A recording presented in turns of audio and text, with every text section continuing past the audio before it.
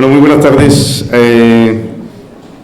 Voy a procurar en esta ponencia tratar de hilvanar lo que ya tenemos en nuestro bagaje ya con esta experiencia. Con la hermana Mari Carmen Lara se ha estado hablando sobre el suicidio, ¿vale? Y sobre todos esos factores que tienen que ver con el suicidio. Pues lo que vamos a ver ahora tiene que ver en alguna medida con un detonante que hace de que se presente el suicidio y vamos a ver cómo hilvanamos, ¿vale? Porque nos interesa conocer desde la perspectiva que voy a presentar aquí, también a vosotros, desde la perspectiva de vuestras funciones, de vuestras tareas, ¿vale? Sí, vamos a ver cómo hacemos que encaje todo lo que nosotros tenemos aquí. Antes de nada, quiero que entremos al tema de violencia. El título de la ponencia de hoy es Violencia entre iguales. Y cuando hablamos de violencia, vamos a pensar que la violencia no es de hoy ni de ayer. Ya la violencia tiene sus orígenes de antaño. Imaginaros desde cuando el hombre, caído con su pecado, actúa conforme a los criterios de la carne. Es decir, hablar de violencia, si nosotros queremos hablar de violencia, tenemos que irnos mucho más atrás en el tiempo para hablar de ello, ¿vale? Así que, primero vamos a definir lo que es violencia, luego a lo largo de la misma ponencia iremos definiendo qué significa violencia entre iguales, ¿vale?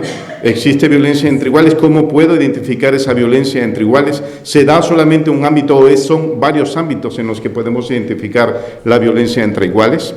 Asimismo, ¿cómo yo puedo atajar eso? Porque no vaya a ser que si no lo atajo, si no pongo mecanismos, puede desencadenar o puede ser un detonante para un suicidio, ¿vale? Así que vamos a ver cómo vamos encajando esas piezas. Pero antes de nada quiero presentarles la siguiente imagen. Quiero que observéis. Eso es una muralla de Fuenterrabía. Eso es un pueblo en Guipúzcoa. Es una muralla, no sé si conoce alguien conoce ahí esa muralla, ¿no? ¿Por qué presento esa muralla? Sí, por ahí alguien la conoce, ¿no? Eso es en Guipúzcoa. El 21 de septiembre del 2004, el director de ese instituto, del instituto del que vamos a hablar, convocó una reunión especial extraordinaria, un claustro, donde convocó no solamente a su profesorado, sino que también convocó a padres de Joaquín Seveiro. Una vez ahí en la reunión, los padres de Joaquín, junto con otros padres que estaban ahí, tenían que tratar un asunto muy delicado, que era el bullying, el acoso escolar que estaban haciéndole un grupo de 5 chavales a Joaquín. Durante unos cuantos días que se transformaron en meses, ya la situación de Joaquín era insostenible. Golpes, patadas, insultos, destrucción de sus pertenencias y una serie de vejaciones hicieron de que sus padres en ese momento también dijeran basta, y por la situación tan crítica y problemática, pues el claustro decidió el 21 de septiembre del 2004 hacer un claustro para resolver el problema. Reunido el claustro a la hora que se convocó, entre tanto el claustro se reunía para resolver el problema de Joaquín cogió su bicicleta, hizo unos par de kilómetros, dejó a un lado su bicicleta y subió a la muralla de Torrelavía. Localizó el lugar más alto y desde el lugar más alto se tiró al vacío. Joaquín se suicidó el 21 de septiembre del 2004. ¿Por qué os cuento esto? ¿Y qué tiene que ver con la muralla?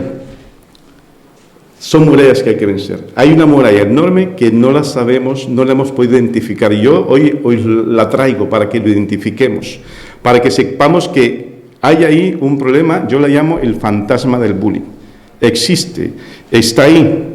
Pocas veces se puede identificar y cuando se identifica, a veces es demasiado tarde, como en el caso de Joaquín.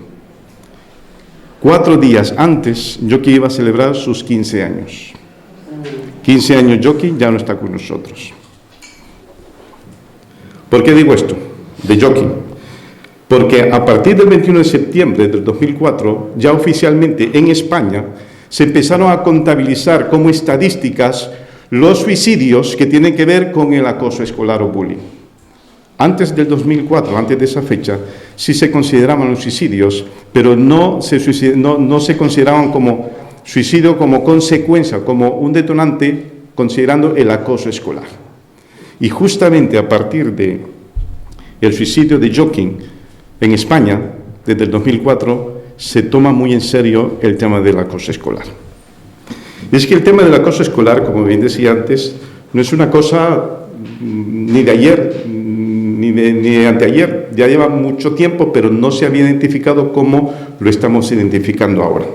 Además de eso, el bullying, o el acoso escolar, como veremos más adelante, que así también lo vamos a llamar, no es un tema únicamente regional, sino que también en cualquier parte del mundo lo podemos presenciar. Un caso que conmovió a Estados Unidos: un niño de 12 años, víctima de bullying, se suicida en Utah. Es una de las tantas noticias en Estados Unidos. Lucía, la niña de 13 años, que se suicidó tras sufrir acoso escolar. Mamá, no puedo más. Y esta chica que fue viral, no sé si alguno sabe de esta historia, una chica que se llamaba Amanda Toll, la historia que conmovió al mundo y puso en primer plano el drama del bullying y el suicidio de adolescentes.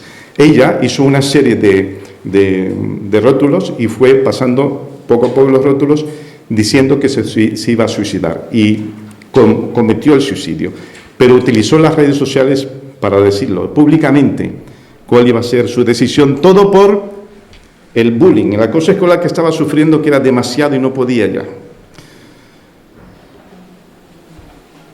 Y esta noticia, que también me conmovió un poco, no tenía todo el dato estadístico, pero ahora buscando alguna información lo tenemos aquí, dice que el bullying es la primera causa de suicidio adolescente según la Organización Mundial de la Salud.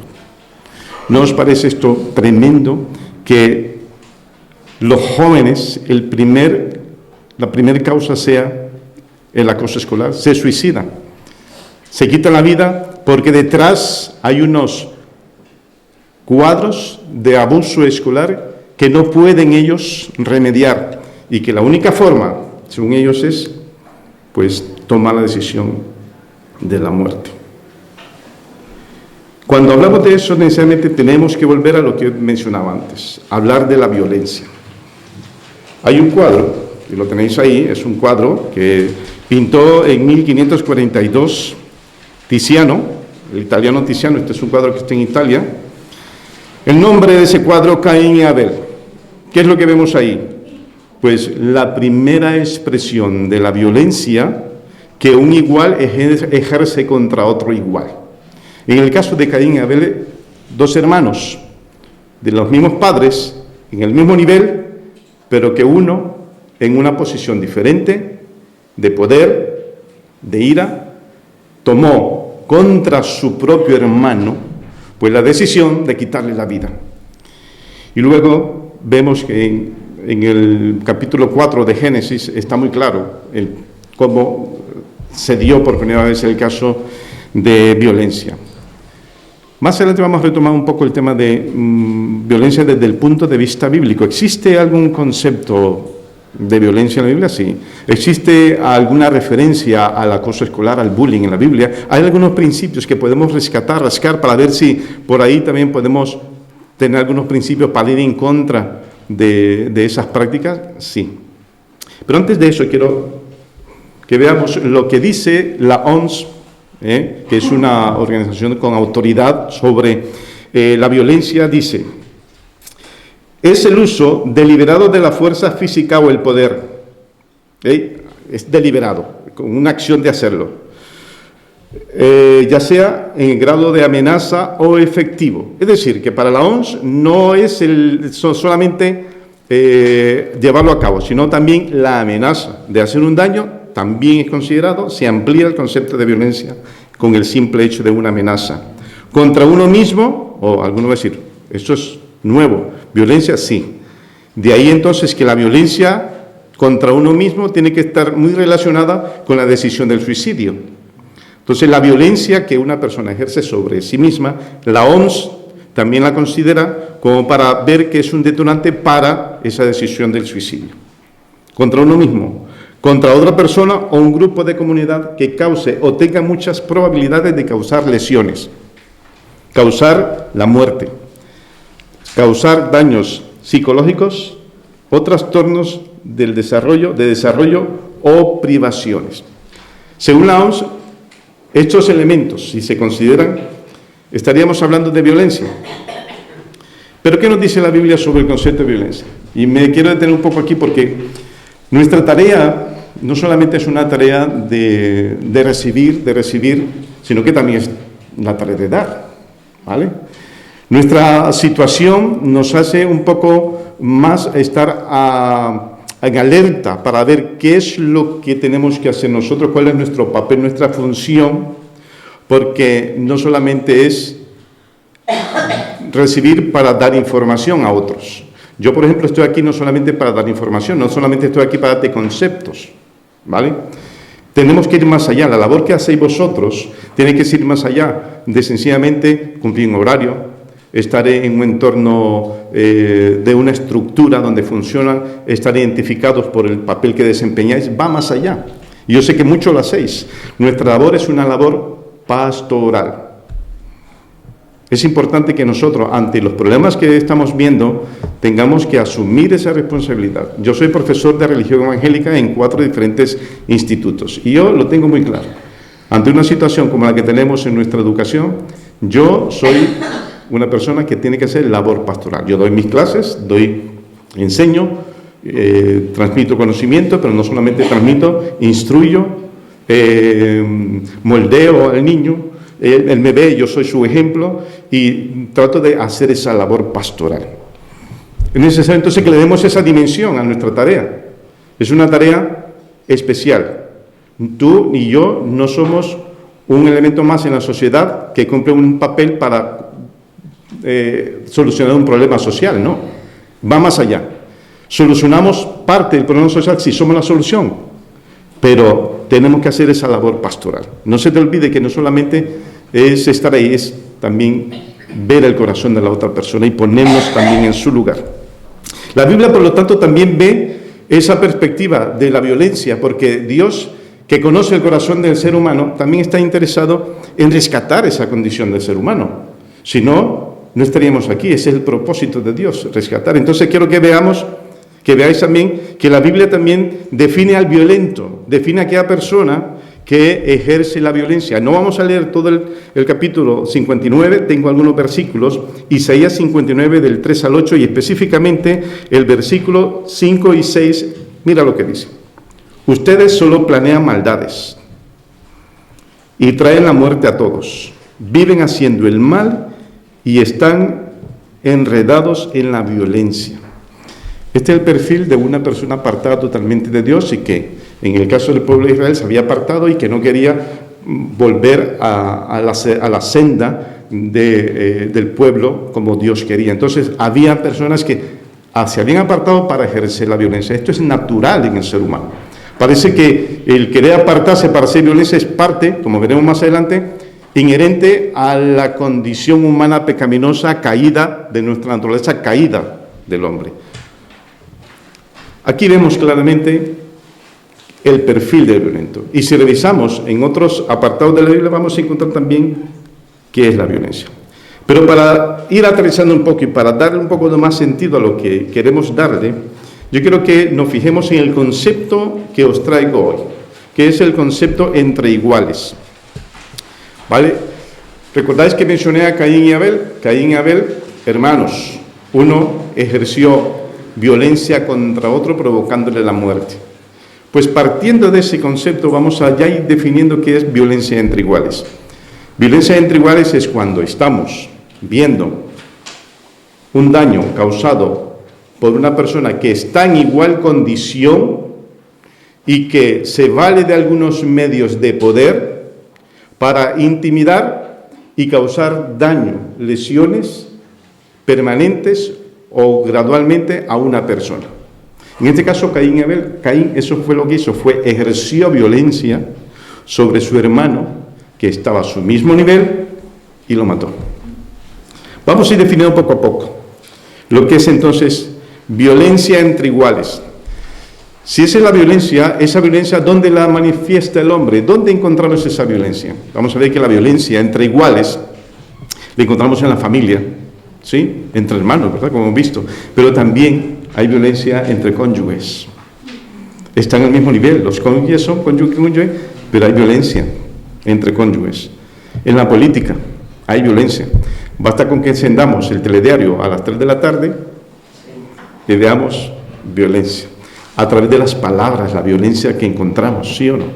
Y ahora mismo, con el tema de la amnistía, habéis visto cómo ha provocado más violencia por las noches de forma sistemática. Ya unas cuantas noches ejerciendo la violencia. Se manifiesta también como terrorismo. El terrorismo es otra forma de violencia. Las guerras, si hay forma más horrible que el hombre puede expresar la violencia, son las guerras. Como violencia religiosa también. Hay violencia religiosa. Hay violencia racista, violencia estructural. La pobreza es un tipo de violencia estructural que, según la posición donde tú te encuentres en la escala social, económica social, pues puedes tener una capacidad o no de ejercer influencia sobre unos y otros. Cuando aquellos que tienen mayor capacidad económica y ejercen influencia negativa y nociva sobre aquellos mismos ciudadanos, que están al mismo nivel de ciudadanos, pero ejercen violencia económica, asfixiando a aquellos que no tienen, también es violencia. Es una violencia económica. Violencia estructural, violencia de la pobreza. Y, por último, aquí tengo también violencia en la escuela. Y eso es lo que vamos a hacer énfasis también en ello, la violencia en las escuelas. Cuando hablamos de violencia en las escuelas, podemos ir definiendo el concepto, porque en la teoría podemos decir qué es violencia en la escuela y cuándo se da la violencia en las escuelas. ¿Existe violencia en las escuelas? Sí. Pero a veces tenemos el concepto de violencia que es entre niños, sí, se da violencia entre niños. Pero quiero que vuestras mentes vayan un poco más allá, que la violencia, si bien se manifiesta entre los niños, entre los iguales, es una violencia condicionada, es decir, responde a algo, no es una violencia gratuita. Y yo se lo voy a demostrar ahora aquí. Eso no es nuevo, es de hoy. De hoy me refiero este año, al comenzar en enero. Mira lo que algunas escuelas están constantemente en el 30 de enero haciendo. Día Internacional de la No Violencia y la Paz.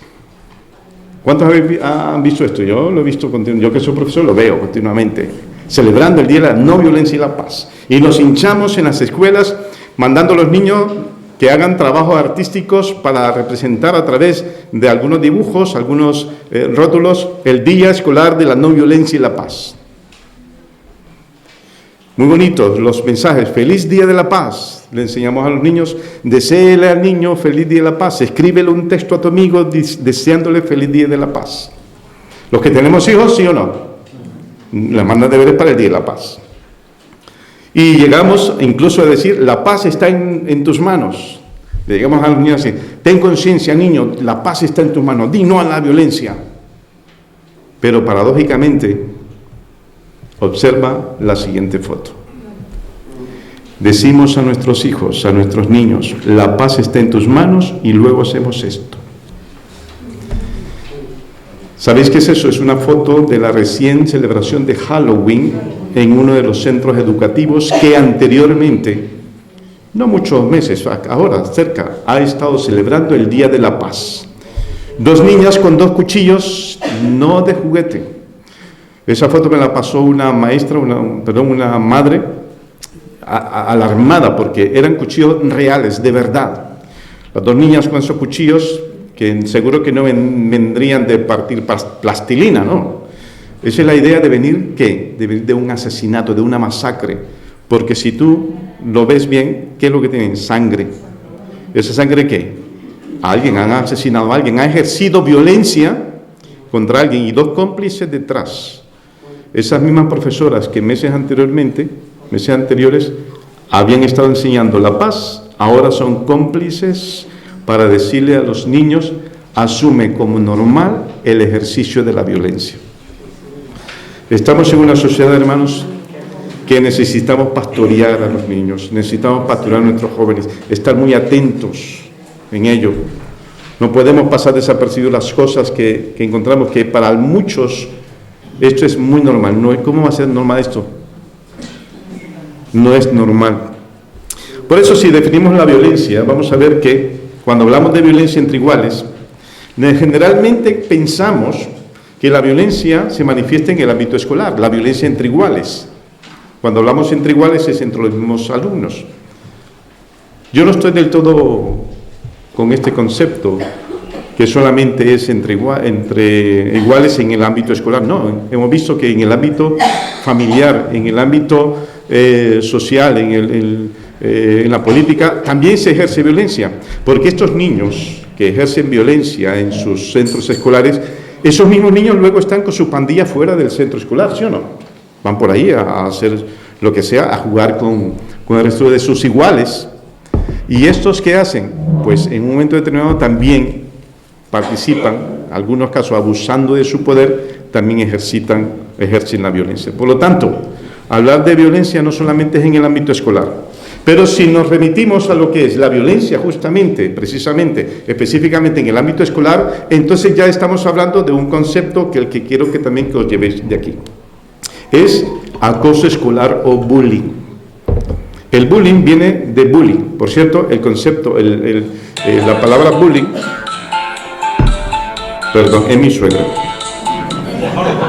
Tendré que decirle, bueno, ya le llamaré. El bullying no es una palabra que está acuñada en nuestro diccionario de la Real Academia Española, no. Es una palabra anglosajona. Porque el bullying, que viene de bully, uno que usa mayor fuerza de tamaño físico o de número para intimidar o aterrorizar al más débil. Ya poco a poco vamos a ir viendo, vamos armando el concepto de bullying y cómo esto puede repercutir en el tema del suicidio. ¿Veis? Ya tenemos más elementos para que nosotros podamos identificar el bullying. Vamos a ver que participan, hay protagonistas en ellos, hay roles que desempeñan diferentes personas, niños o niñas, para que nosotros hablemos entonces del concepto de bullying, ¿vale? Estas imágenes que tengo las he sacado de una película, por si a alguien le interesa. Es una película que detalla muy bien una radiografía de lo que es el bullying, que se llama la película Little Boy, ¿vale? No lo pongo aquí el vídeo, lo puse en otra conferencia, pero como yo tengo muy poco tiempo, entonces el trocito ese del bullying lo quité, pero sí os dejé los protagonistas. ¿Ve? Este chico es el acosado en la película y cumple la función del perfil de un niño que es acosado. Un acosado es, o víctima, persona que recibe los daños de su agresor. Hay personas que no están de acuerdo con utilizar el término víctima, ¿vale? Pero esto es como todas las cosas. A veces para suavizar las cosas, para no hacerles ver, no vaya a ser que causemos un poco para no quedar tan mal como unos ogros malos, no podemos llamarle víctima, pero las cosas hay que llamarlas por su nombre. Estas personas, los niños y niñas, cuando hay bullying, son víctimas de un acosador. Entonces estamos en una sociedad que queremos limar y quitar asperezas para que el otro no se sienta ofendido. Y no, esto es una víctima que recibe un acoso escolar. Luego, el otro que participa, el otro rol que podemos identificar es un agresor, un acosador.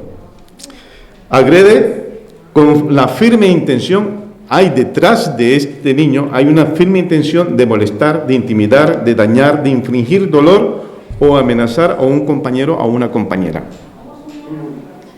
Está la decisión firme de hacer daño. Este es un acosador. Ya solo con la cara, ya lo veis. Luego, existen los otros. Aquí solamente presento 3 roles, aunque algunos psicólogos han desarrollado un perfil de roles un poco más amplios en el tema de los observadores o cómplices. Yo solamente voy a poner aquí observadores o cómplices, que basta con que lo pongamos para que lo podamos entender.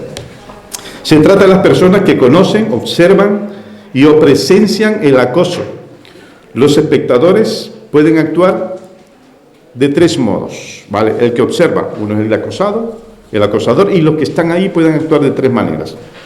Lo primero, pueden actuar ignorando el acoso. Están ahí observando, pero como que no es con ellos, no va con ellos el tema del acoso. Pueden tomar ese papel dentro de lo que es el rol de los observadores. También pueden tomar otra decisión, animando al acoso. No solamente están ahí pasivos, sino que algunos se atreven a animar el acoso. Seguro que más de alguno le ha pasado en la escuela. A mí, por lo menos a mí me pasó, que en recreo escuchaba yo, pelea, pelea, pelea, y iba corriendo a ver qué era. Y eran 2 niños que se ponían uno frente a otro, pero estaban ahí, y ni uno pegaba ni el otro. Pero alrededor habían otros niños que decían, eso me lo hacen a mí y yo no lo paso, decía uno. Y entonces, lo que te ha dicho, decía el otro, todo provocando para que se dieran de golpes. Entonces, habíamos, porque estaba yo ahí, únicamente observábamos, un poco temeroso, no va a ser que yo también me llevara una castaña, no. Y otros, lo que sí hacía era provocar. Pues hay personas, hay en el grupo, niños que se animan y están animando al acosador. Y también están nosotros, los héroes, que defienden a la víctima, que dicen, no, aquí no, esto es injusto. De eso soy yo no sé tú, pero yo soy de eso. Aquí no puede ser eso. Y actúan. Hay niños valientes que actúan ante el acoso, pero la gran mayoría, según los estudios que tenemos, sencillamente son espectadores. Ignoran, están ahí, pero pasivos, y no actúan. Pero una cosa que sí tenemos que identificar dentro del acoso, ya sea que veamos que actúan los niños siendo acosados o acosadores, o veamos que hay niños también que están observando, el acoso tiene algunas características o elementos que hacen que el acoso se le denomine acoso en condiciones, el acoso escolar en este caso. Hay un comportamiento agresivo y no deseado entre niños en edad escolar, porque ya sabemos que el acoso escolar en edad escolar, que implica un desequilibrio, esto es importante, un desequilibrio de poder, porque hemos dicho, venimos del origen de la violencia entre iguales. Si los niños en edad escolar están solos en edad escolar y están al mismo nivel, pues hay quien la balanza la utiliza en desequilibrio y por desequilibrio está por encima de los demás. Y ese desequilibrio es causado o lo provoca en él, en el interior de la persona, porque tiene un poder, ya sea por la influencia como líder que puede ejercer, o en algunos casos, parece una tontería, pero el tamaño físico de la persona está demostrado que le da fuerzas como para querer imponerse con su poder, haciendo un desequilibrio entre sus iguales. Entonces, hay un desequilibrio entre sus iguales de poder real o percibido. En el acoso, ese tipo de comportamientos, atentos, se repite, que eso es muy clave, por eso yo lo tengo subrayado en negro, se repite, o tiene el potencial de repetirse con el tiempo. Ya aquí vamos definiendo algunas cosas. Un acoso, no podemos decir que es un acoso escolar, porque eso es muy peligroso, porque hablar de un acoso escolar, de un bullying, en un centro escolar, si se menciona y se sabe que hay bullying, activa una serie de protocolos. Por lo tanto, hablar de bullying no se puede hablar de hay bullying, no. El bullying tiene que tener 3 factores que tienen que participar. Concurren 3 elementos para que nosotros sepamos que de verdad es bullying, ¿vale? ¿Cuáles son esos elementos? Ya aquí ya os dejo caer algunos, y aquí están más definidos. El primero, el acoso es intencional y trata de causar daño o angustia a la víctima. Hay una intimidación. Si hay una intimidación, esa intimidación va encaminada a causar daño, dolor, infligir un daño específico, una patada o un golpe, o no solamente eso, sino también puede ser un insulto verbal, o romperle las cosas a un niño, o robarle algo, o insultarle, o ponerlo en evidencia, o dar una noticia falsa, levantar un falso sobre un niño para que otros no lo acepten en su grupo, haciendo uso de la intimidación, es un elemento que está dentro de lo que es el bullying. Entonces, tiene que haber, el primer factor, la intimidación. El segundo factor, el acoso, ocurre entre dos estudiantes que tienen diferentes grados de poder. Dos estudiantes o un grupo, puede ser grupos también. Entonces, existe ese desequilibrio que mencioné antes y ejerce un poder. Entonces tenemos que hay intimidación, se aprovecha la persona por su condición de poder, pero tiene que haber un elemento más. Concurre el tercero, la intimidación ocurre repetidamente durante un periodo de tiempo, es decir, que es recurrente. Tenemos esos tres elementos cuando hablamos de bullying. Lo primero, tiene que haber intimidación, con diferentes actos de intimidación, como hemos visto, de violencia. Luego, se ejerce porque yo me aprovecho de la condición de poder y luego eso lo mantengo en el tiempo. Lo mantengo una vez y otra vez y es recurrente, se repite una y otra vez. De tal manera que esa violencia de intimidación ejerciendo poder se forma un hábito y en el transcurso del tiempo se sistematiza. Y constantemente eso hace un daño a la víctima. Es importante que sepamos que son estos tres elementos que tienen que concurrir para que podamos hablar de un acoso escolar. Porque un acoso escolar puede confundirse como una agresión. Es decir, una persona, un niño puede agredir a otro puntualmente por algún pleito y se ha aprovechado porque es grande y le ha dado un par de tortas al niño. Y el niño se va corriendo a donde sea y después el padre viene al centro que el niño ha sufrido bullying. Y no, lo que ha sufrido en ese caso particularmente es un acto de agresión concreto, preciso. ¿Por qué? Porque no ha habido intimidación, sino que ha sido un acto de arranque de cólera, de ira, lo que sea. No hay intimidación, no ha habido en ese caso un abuso de poder, ni tampoco es en el tiempo prolongado ese daño hacia el niño, ¿vale? Entonces hay que hacer la diferencia entre eso. Sí podemos hablar de tipos de acoso, ya que estamos definiendo entonces cuándo es que sucede el acoso, qué tipos de acoso podemos encontrar. Y ahí tenéis una lista de tipos de acoso que iré un poquito rápido aquí. El acoso verbal, es decir, o escribir algo, es decir, verbalmente, o escribir algo que es cruel. Los niños son muy crueles, no miden la consecuencia de sus palabras, en algunos casos, de cara a otros. O que tiene la intención de dañar e incluye actos como hacer comentarios sexuales inapropiados, burlas, insultos o amenazar con causar dolor. Esas amenazas que te voy a... Los insultos, las burlas, eso hace que otros niños pues se sientan mal, se sientan incómodos, se sientan que en algunos casos hasta se lo creen.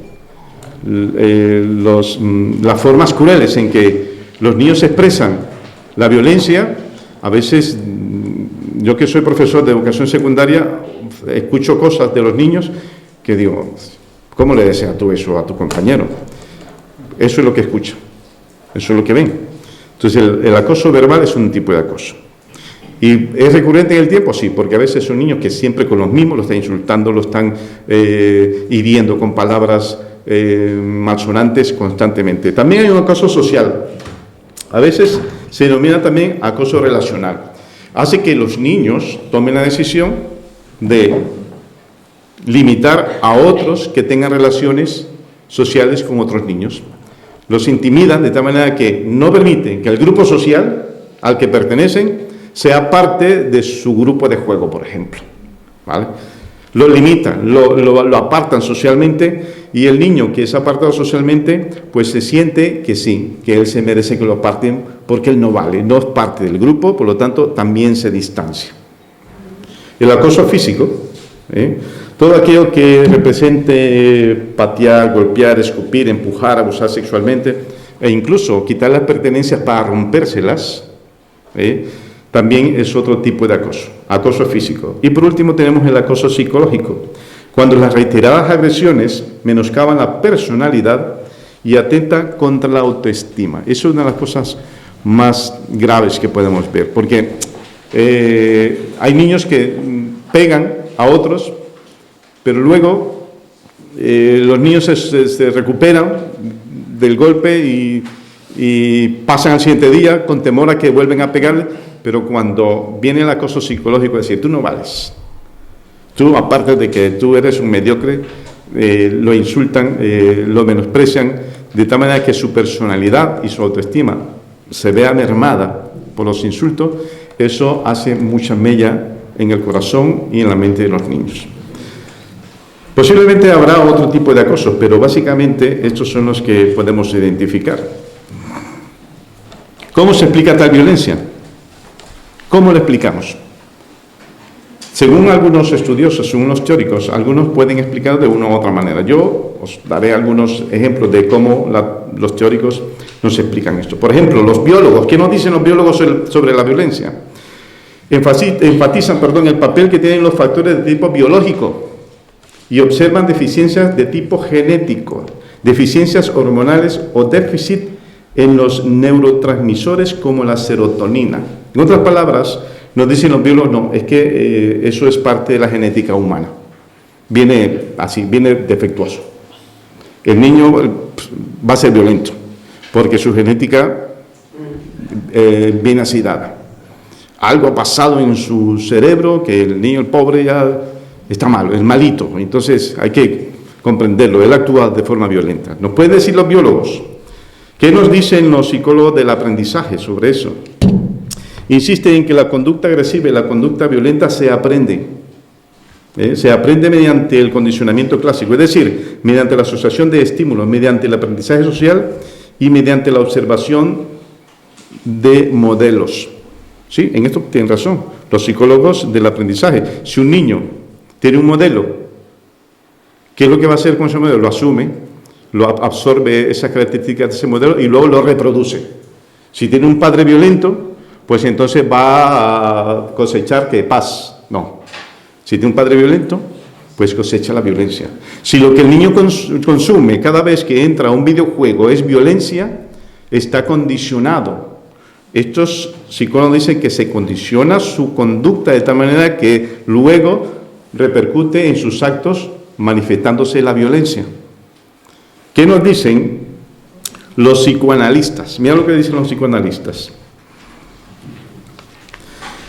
Los impulsos agresivos se consideran innatos, son parte de la naturaleza del hombre, e inconscientes.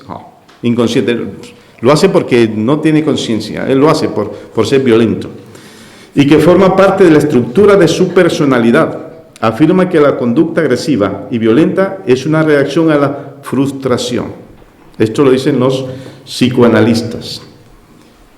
¿Qué nos dicen los cognitivistas? Nos dicen, ponen el acento en factores cognitivos como parte de los razonamientos de la conducta agresiva. Bueno, vamos a ver, ¿tú le has pegado a ese niño? Venga, siéntate, vamos a razonarlo. Dime, ¿qué te ha llevado a pegarle? Empezamos a reflexionar, a llevarlo a un nivel cognitivo de esas conductas agresivas, de tal manera que nos dicen los cognitivos que hay que buscar racionalmente por qué ese niño ha actuado de esa manera. A mi niña y a mi niño, que tiene 20 años, cuando niño, yo no razonaba mucho porque había cosas que torta y no está frustrado. Mi hijo tiene 20 años, es un universitario, y la torta que le di en su tiempo, ¿tú crees que le frustró en la vida? ¿Verdad que no? No, pues los psicoanalistas, los cognitivistas, dicen, no, hay que reflexionar a ver si es posible a otro nivel de conocimiento, de aprendizaje, de madurez. Si entre tanto te estás aquí, luego te ha dado un niño un par de tortas y no te has dado cuenta. Vale. ¿Y qué nos dicen luego los esos eran los cognitivistas, perdón. Los psicólogos, perdón, los sociólogos. Mira los sociólogos que nos dicen. Es consecuencia de una sociedad que, exponiéndose constantemente a la violencia, genera violencia. La observación de la violencia está directamente relacionada con la expresión de la violencia. Tienen razón. Ver violencia genera violencia. Modelos de violencia reproducen modelos de violencia. Internet, las redes sociales, los medios de comunicación, ¿qué nos presentan? Violencia. Eso nos dicen los teóricos, las personas que estudian al ser humano desde esa perspectiva humana. ¿Sabes qué nos dice la Biblia sobre el origen de la violencia? Nos dice esto. Por tanto, tal como el pecado entró en el mundo por medio de un hombre, y por medio del pecado la muerte, así también la muerte se extendió a todos los hombres. ¿Por qué? Porque todos pecaron. Es decir, la raíz de todo el mal ya sabemos cuál es. No necesito yo ser psicoanalista, psicólogo, sociólogo, no, para darme cuenta que la raíz del mal, de la violencia, se originó en la caída del hombre. El hombre caído y pecaminoso no tiene remedio por sí solo. Tiene ya en esa naturaleza caída la violencia. En eso se parece a uno de los teóricos que decía que la violencia es innata. Ya el hombre la trae la violencia, porque pecó, caído, violencia. ¿Vale? Me interesa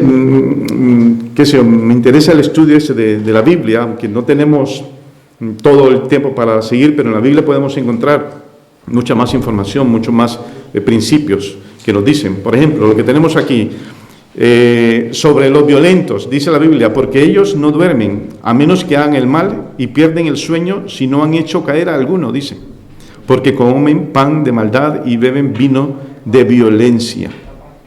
Y mira lo que dice el proverbio, es que esto es clavadito, los comportamientos del que hacen bullying es como que lo estuviésemos describiendo. Dice, como diversión es para el necio el hacer violencia. Y es que está comprobado que aquellos niños que ejercen violencia son acosadores. ¿Por qué lo hacen? Porque no tienen ni la más mínima consideración, ni empatía, ni solidaridad hacia el que sufre. De tal manera que ven en el sufrimiento de los demás diversión. Se divierten y disfrutan al ver la violencia. Por lo tanto, tenemos que tener cuidado con observar y determinar y identificar a aquellos que ejercen violencia. Quiero ya aquí terminando con algunos efectos nocivos que tenemos en la violencia. Voy a recurrir también a la imagen de este chico, que es el que tenemos como modelo del acosado o la víctima. Vamos a ver que efectos nocivos que podemos encontrar o podemos identificar en niños cuando son víctimas de un acoso. Estos niños tienen depresión. Ansiedad es otro de los síntomas, otro de los elementos que podemos ver. Trastornos del sueño, del estado de ánimo, trastornos en el rendimiento académico. Manifiesta baja autoestima y sentimientos de culpa.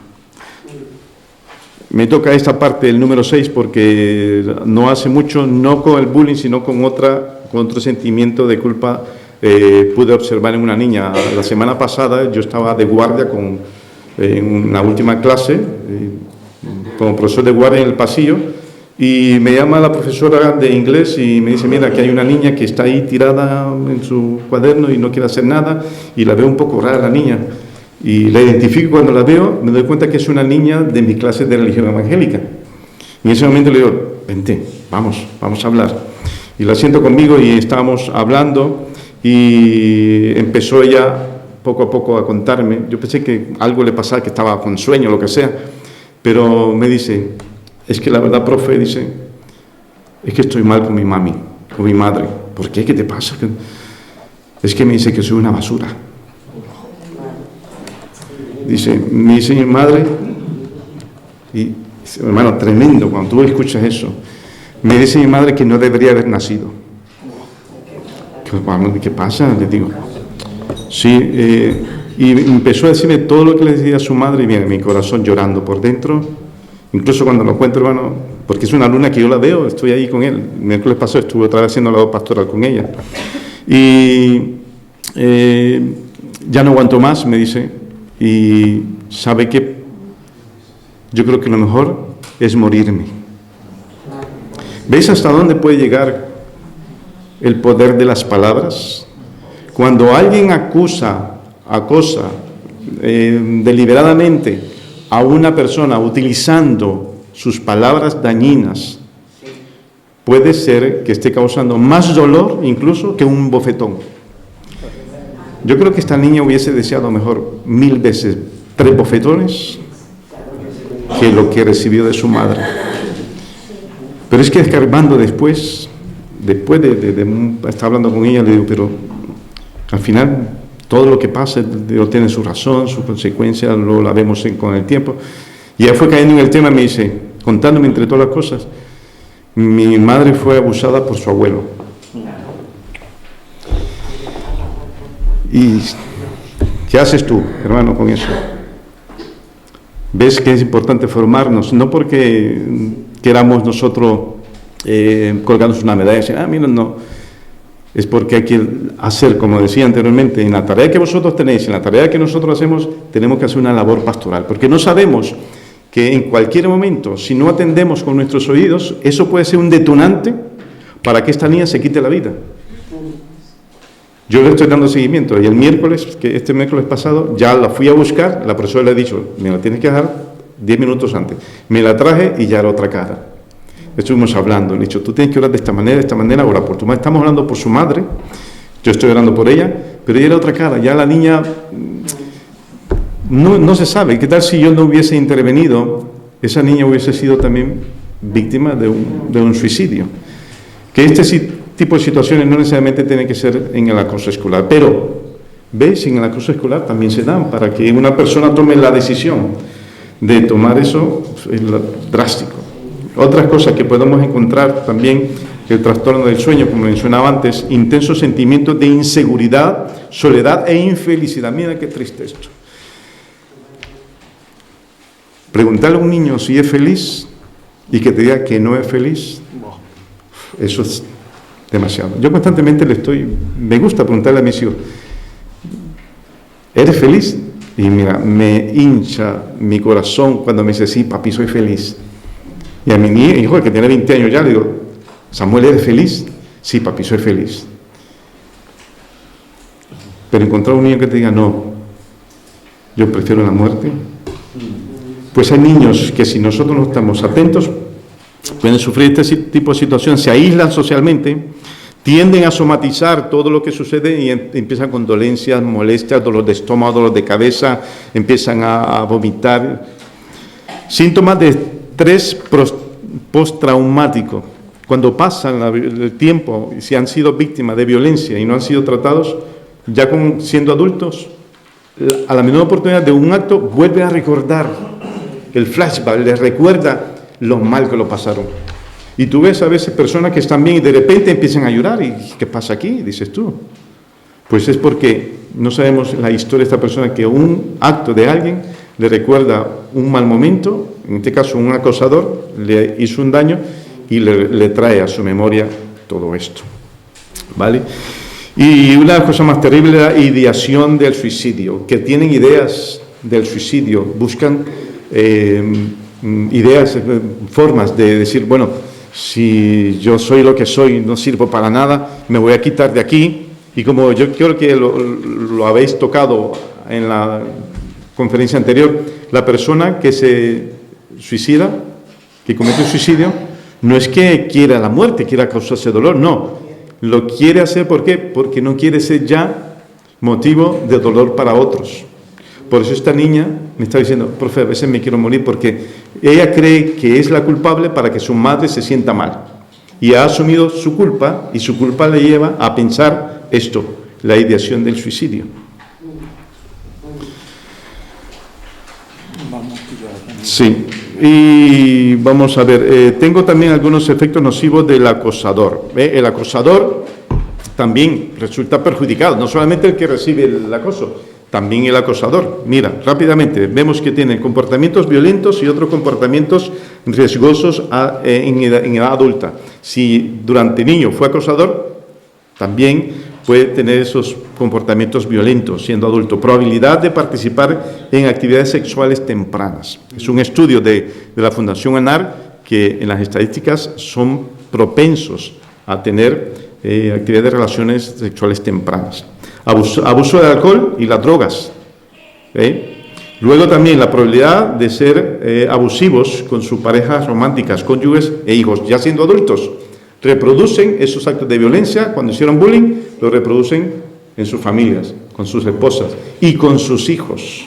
¿Vale? ¿Cuántos casos no nos hemos encontrado de violencia en las noticias? Y revisamos, también han sido o acosados o han sido también acosadores. Bajo rendimiento académico, personalidad ausente de capacidad de empatía. No tienen la empatía como para decir, este está sufriendo por el daño que causó, no hay empatía. Dificultades en atender y observar leyes y normas. No hay normas para ellos, las normas son para los demás. Dificultades en la adaptación de ámbitos laborales, problemas de control de la ira e impulsividad, poca capacidad de autocrítica y muy baja capacidad de asumir responsabilidades. Crueldad e insensibilidad ante el dolor ajeno. No son capaces de ver que de verdad otra persona está sufriendo por causa de ellos. No llegan a ese nivel de conciencia y de empatía y provocan constantemente daños en los demás. Pueden manifestar síntomas de depresión y ansiedad. No se libran tampoco también de causar depresión y ansiedad. ¿Sabes por qué? Porque el peso de hacer daño a otro, eso no se queda libre de culpa. Con el tiempo, eso causa también culpabilidad en ellos y causa en algunos casos ansiedad y depresión. Pero no solamente el que recibe el daño, el que hace el daño, sino que también el que observa. Parece mentira, pero también los estudios nos demuestran que ¿qué pasa con ellos? Se interiorizan y consideran las conductas de acoso como aceptables. Aceptan, eso es normal, lo podemos asumir. Desarrollan comportamientos de miedo y sumisión. Antes de que me peguen a mí, antes de que el acosador venga, yo me someto a él. Desarrollan personalidades sin empatía por su posición de mero observador. Están observando, ya no me duele. ¿Por qué? Porque lo observo una vez, ya no me duele. La primera vez sí, pero como lo observo constantemente, ya mi sensibilidad, mi corazón, se cauteriza. Y ya no me duele. ¿Por qué lo veo una vez? Después lo veo otra vez, y después lo veo otra vez, y después lo veo otra vez. Y ya, a la quinta vez, ya paso de él.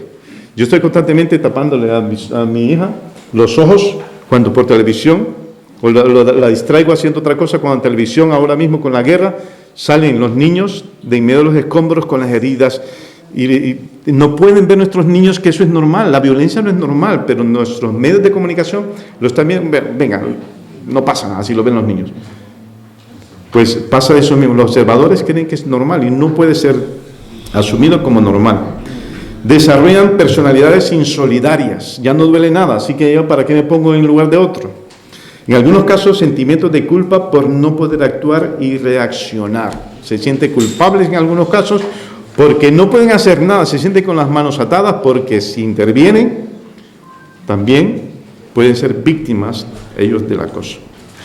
Y por último, ya para terminar, no lo voy a leer, pero sí os dejo ahí una serie de lineamientos que tienen que ver con algunos estudios que se han hecho sobre qué se pueden hacer, qué cosas se pueden hacer. Se pueden hacer muchas cosas, pero yo hoy quiero dejar, ya para terminar, hoy sí termino, un minuto, lo siguiente. Ahí aparece una de las propuestas que tenemos que tener la figura de un orientador, ¿vale? En los centros. Pero yo iría más allá. Yo creo que necesitamos nosotros, además de formarnos en esto, sabiendo que es un detonante del suicidio, yo creo que en nuestras iglesias nos hace falta avanzar un poco en eso. Estamos pero muy atrás. Me quedo corto si pongo 3 muy. Me quedan muchos muy para ir. Estamos muy atrás en el tema de atención en esto. Tenemos nosotros niños en edad escolar, en nuestras escuelas dominicales, ¿sí? Pero la iglesia está fallando en la atención pastoral de cara a la prevención de este tipo de situaciones. Yo calculo el tiempo que está mi hija en el colegio, después del colegio, ¿sabe dónde está la mayor parte del tiempo? En la iglesia, con los niños de la escuela dominical, con la actividad que hacemos de salidas con los niños, con las iglesias. Está un buen tiempo de nuestra vida con nuestros hijos, con ellos. Así que tenemos que tener en nuestros espacios de nuestras iglesias también la figura de alguien que preste atención a este tipo de situaciones. Que no solamente, como decía al principio, y vuestra tarea y mi tarea, de no solamente dedicarnos a conocer y a tomar conciencia de esto, sino también a participar en ello, a ser responsables también, ir más allá, hacer la labor pastoral que tenemos que hacer. Así que no voy a alargarme más, yo agradezco el que hayáis escuchado parte de la conferencia, hay mucha más información sobre esto, si hay algo más la mando con Rafael, porque hay un par de notas del estudio de la Fundación ANAR que son interesantes. Sin más, agradecer vuestra atención, vuestro tiempo, y creo que no hay lugar para preguntas, así que, o sí, no. Es que vamos ya bueno. pillados, me gustaría, pero... Pues nada, hermanos, que el Señor les bendiga, un gusto compartir con todos vosotros. Gracias.